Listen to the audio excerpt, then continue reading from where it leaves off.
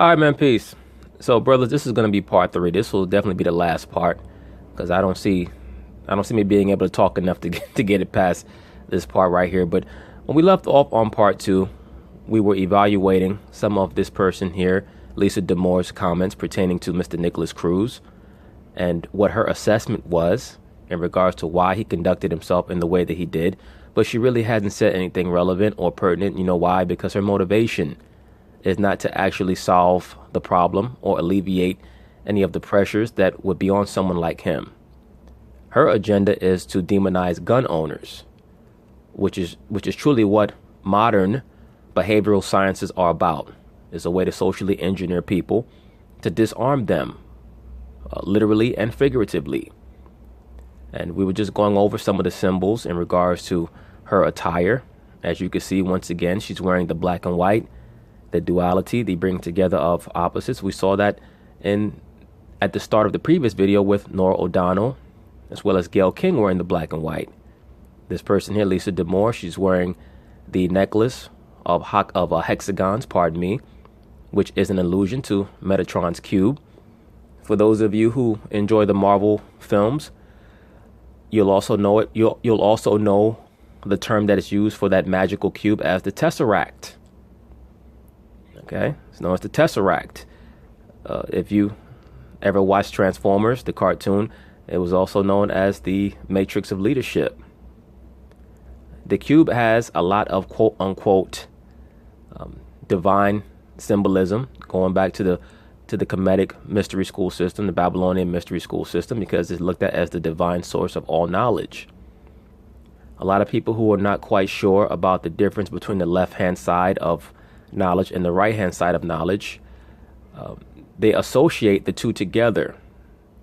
And both sides are meant to mimic each other so that only the people who are meant to understand the difference can see the difference. That's why there's so much confusion. That's why you have brothers who say, oh, well, the story of Christ, that's just a mimicry of the story of Horus or Osiris. And no, it's not. Cush took the teachings of Noah and he applied them to himself. After the flood, Noah taught all his sons, but the only son that held on faithfully to the teachings of Noah was Shem. He's also known in the scriptures as Melchizedek. Shem is the person who Abraham paid his tithes to. That's Melchizedek, aka Shem. He's the only one who stood faithfully to the doctrines that were taught to him by Noah. Okay?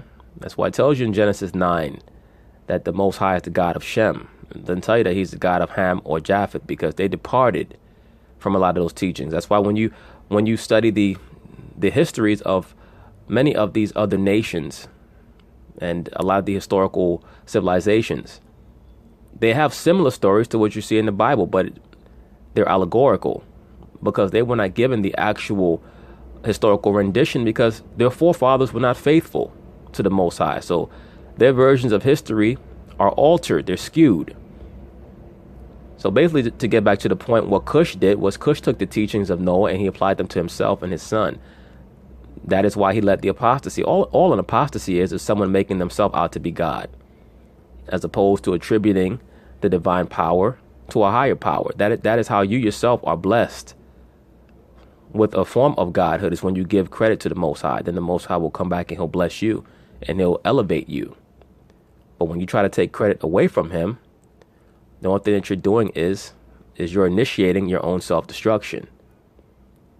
Okay? So Cush created the image of himself as the great diviner, the great prophet, the divine light, and he crafted the image of his son Nimrod according to the prophecies that were told to him that would comprise the actual Messiah, that being the Christ of the Bible. He wanted to apply all those attributes to his son Nimrod. But as opposed to understanding what the role of the Redeemer would be, which would be to offset the original sin and the casting down of man, he wanted Nimrod to be the Redeemer of mankind away from the worship of the Most High.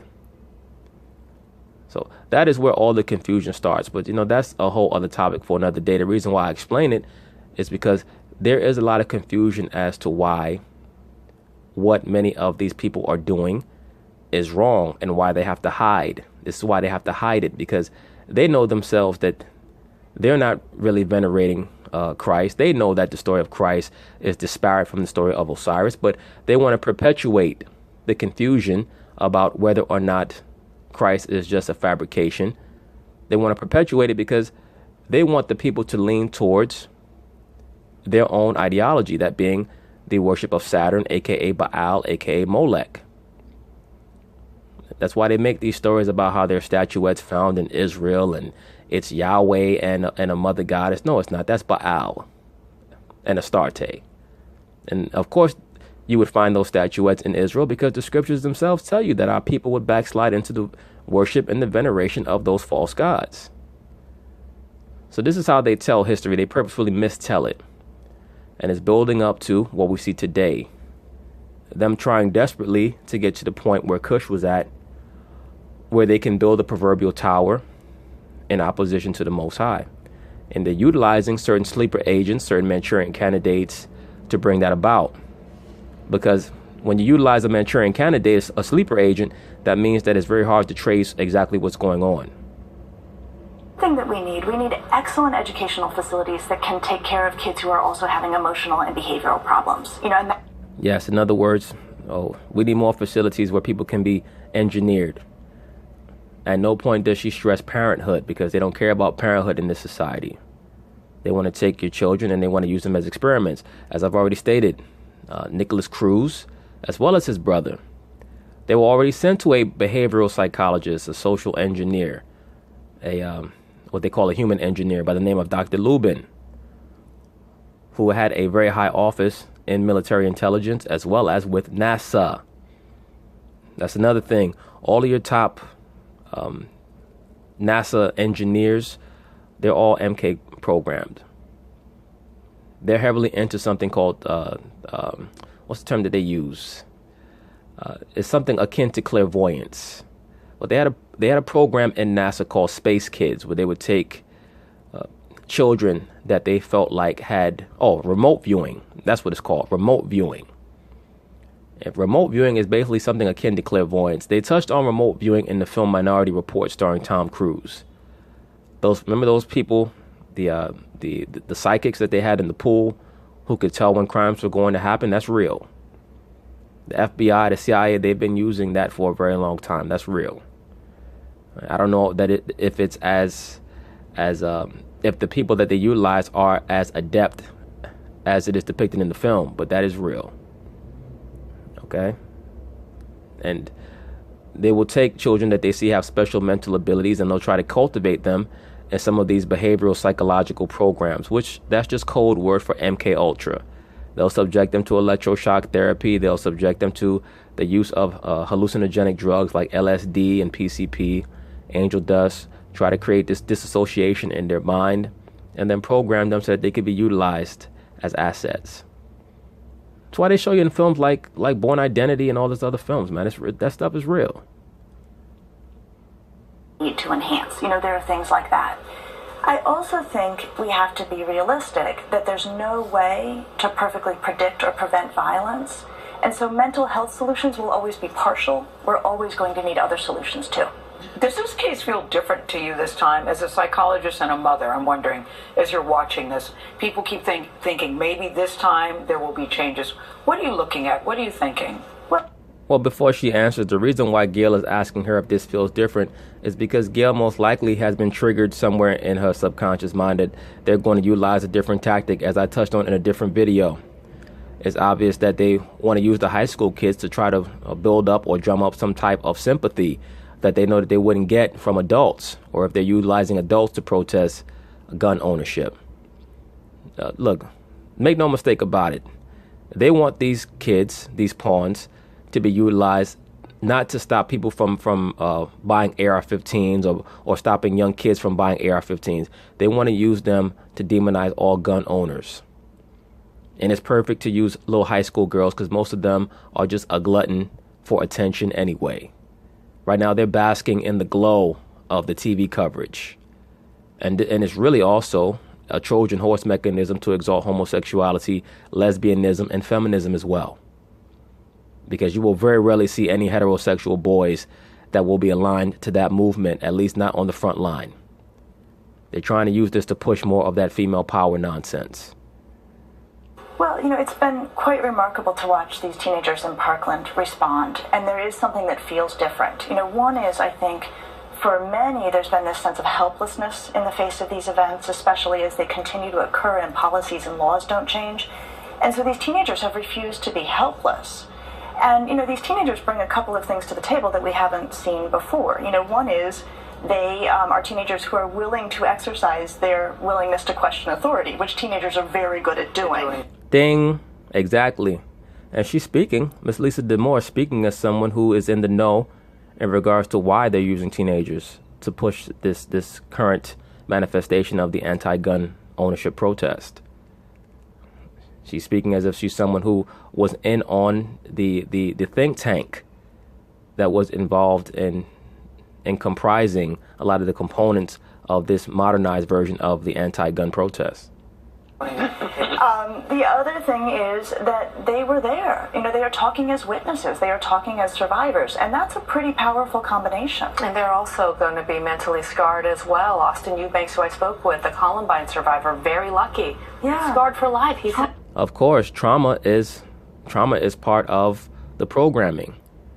They have to scar you so that they can create the altars. They can split your consciousness. And by the way, since she mentions the mass shooting that occurred involving Mr. Dylan Klebold, he also was an admirer of the character of the Joker, as well as Arnold Krimp. The Columbine shooters were. And also notice that they wore all black when they engaged in that mass shooting. They were both under the MK programming. Colorado is a hotbed for the MK programming. Since he still battles the trauma from surviving. These are traumas. Yeah. And people who survive, are still heavily traumatized. Lisa DeMoore, thank you so much. Great to have you on set. Yes, Lisa DeMoore, thank you so much. Thank you for, a lot of that bullshit that you were spewing, but it is what it is. All right, so now I'm going to close up this series with this segment right here, and I want you guys to just pay very close attention to some of the imagery that they're going to allude to, which basically is going to bring everything full circle and just confirm what I've been stating from the very start in the opening of part 1 of this series on the shootings at the Marjorie Stoneman Douglas High School in Parkland, Florida. That it was utilized as a proverbial human sacrifice or blood sacrifice to Heru/Tammuz, the phoenix bird, who was brought back reincarnated from the ashes. But just pay very close attention. Let's see what they have to say here.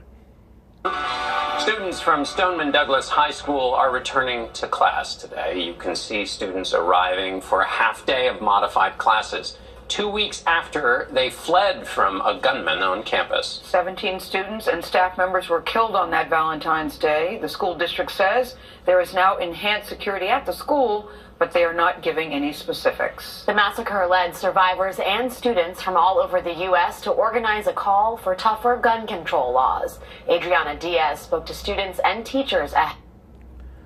A lot of these children don't really understand how society is run. They don't understand how society has to be run.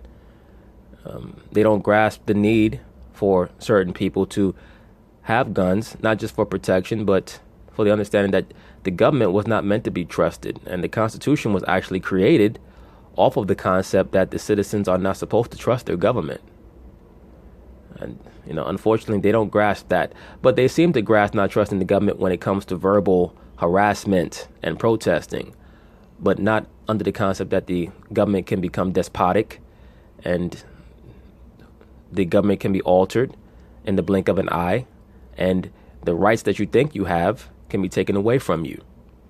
Ahead of Stoneman Douglas High School's reopening, she is outside the school in Parkland, Florida. Adriana, good morning.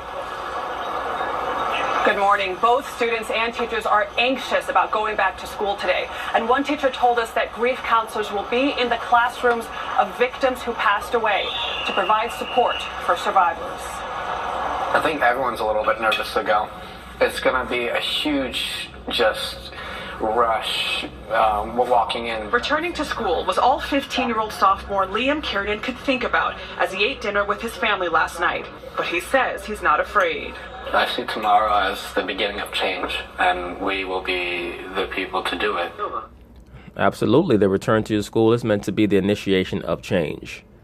And I mentioned this in a different video. When people talk about change, they're really referring to a form of the Hegelian dialectic. I'm not saying that's what he's referring to, but just intrinsically, subconsciously, he's aligning himself with a lot of the methodologies that are going to be used to bring about chaos in this society, or the attempts to, particularly pertaining to gun control and the new forms in which they're going to police the school system. Please understand that this also is going to be utilized as a mechanism to accustom the younger generation to being around a police force, security detail, to possibly being patted down, searched, creating more of a prison planet atmosphere even in their school system. And it's just so interesting to me. Guns have been a major issue in many of these so-called black schools for decades now. But a shooting occurs in a school that is, one would think, if not majority Caucasian, comprises a large demographic of Caucasians there, and it becomes an international deal. It is what it is. Liam, along with more than 3,000 other Stoneman Douglas students, will attend a half day of 24-minute classes.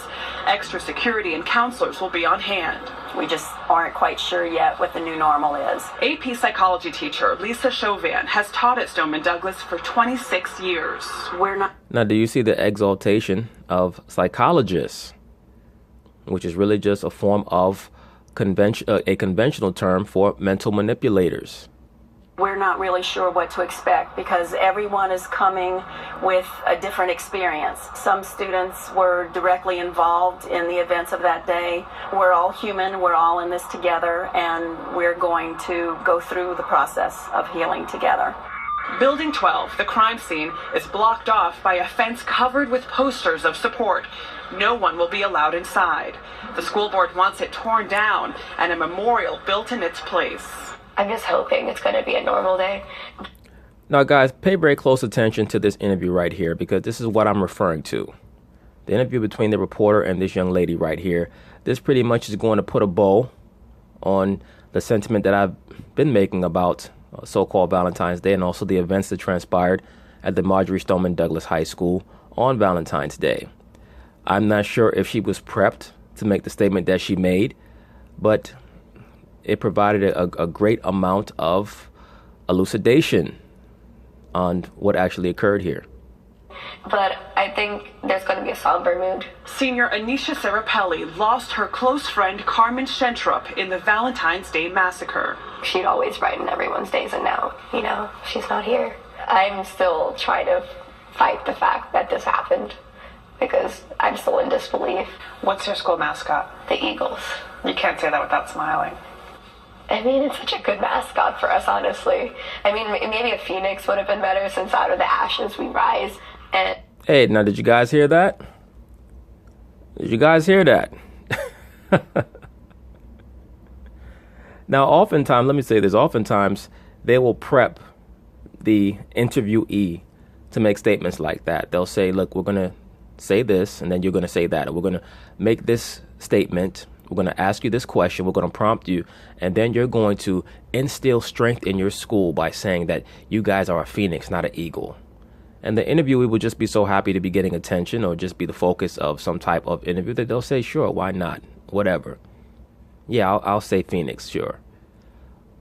The reason why I wanted to culminate this 3-part series with this interview right here is because it's very obvious that the concept of the phoenix was something that they had to work in to this overall narrative of what occurred at the Marjorie Stoneman Douglas High School, because it was meant to be a commemoration of the life and death of Tammuz/Heru, which is who the Catholic Church is commemorating and venerating on what they call Ash Wednesday, which also happened to be Valentine's Day. So it brought together everything, the Lupercalia, as well as the commemoration of Tammuz/Heru, who was put to death and then rose again in the image of the phoenix bird. So I have very little doubt that this girl was prompted to say that. And I'm probably just going to rewind it for a moment just to look at something else that she was wearing. And at this point, I've never been prouder to be an Eagle. Today is Anisha's 17th birthday. She told us she's thankful there's no lunch period, so she doesn't have to sit without her friend Carmen. The school returns to a full day of classes next week. Gail? All right, so now I rewound it back. I just want to go over what Miss Anisha Sirapelli said one more time, just in context. I'm just hoping it's going to be a normal day, but I think there's going to be a somber mood. Senior Anisha... Now look at what she has on her shirt.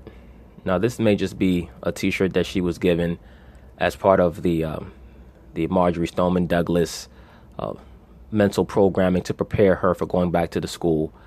But on the front of her shirt, she has the wheel of the year, which is a Wiccan symbol for the 8 high holy days of the Wiccan calendar.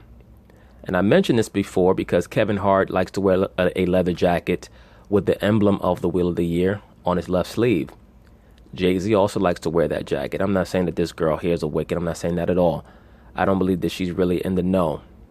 And I'm not quite sure exactly what that t-shirt is, but I'm pretty sure that it's in association to what she went through, the ritual that she was forced to endure as being a member of that high school, because she also has a ribbon pinned to that t-shirt. So I'm not saying that she's conscious of what she's being used for in this segment at all.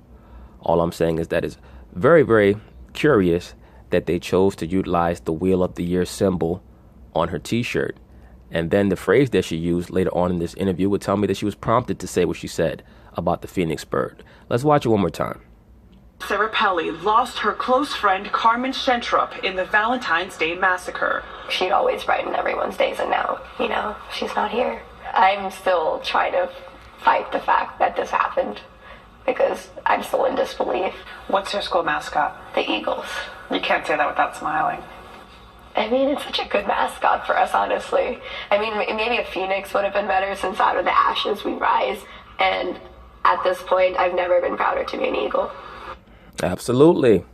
So, brothers, once again, the modern day use of the eagle as a symbol of rulership or veneration, at least in regards to this kingdom, is meant to be in association with the phoenix bird that was utilized in ancient Kemet for Heru, who was also known as the falcon god.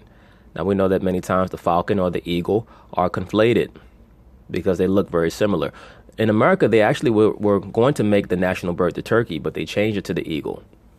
Why is that? Because once again, they wanted to connect themselves with ancient Kemet, because the founding fathers of America were very much intense adepts of the Babylonian Kemetic mystery school system. They venerate the Baphomet. That's why you see the symbols of Uncle Sam and also the Statue of Liberty, who's just the mother goddess, so on and so forth. All just meant to show you that America is the modern day reinvigoration of Rome, which was the tail end empire of Babylon, the spirit of Babylon. All empires basically have carried on the spirit of Babylon even up to today. Okay? So just to put a little bow on this series, yes, what occurred at the Marjorie Stoneman Douglas High School was a ritual. It was meant to help socially engineer society, to reform the psychological outlook of a lot of the younger members of this society, to demonize gun owners. They know that nobody cares that a lot of so-called black youth are being killed in quote-unquote gun violence.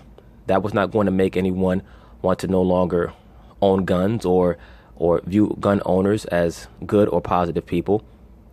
But if they were able to initiate something that was traumatic on a mass scale as what occurred at Parkland, and then on top of that, put the battery in the backs of high schoolers, especially young high school girls and homosexuals and lesbians, and then on top of that, use actors who could deliver their lines extremely well, Now, I mean, that's pretty much as far as they can go on that angle. If this movement peters out, they're just going to have to try something totally different and even more severe.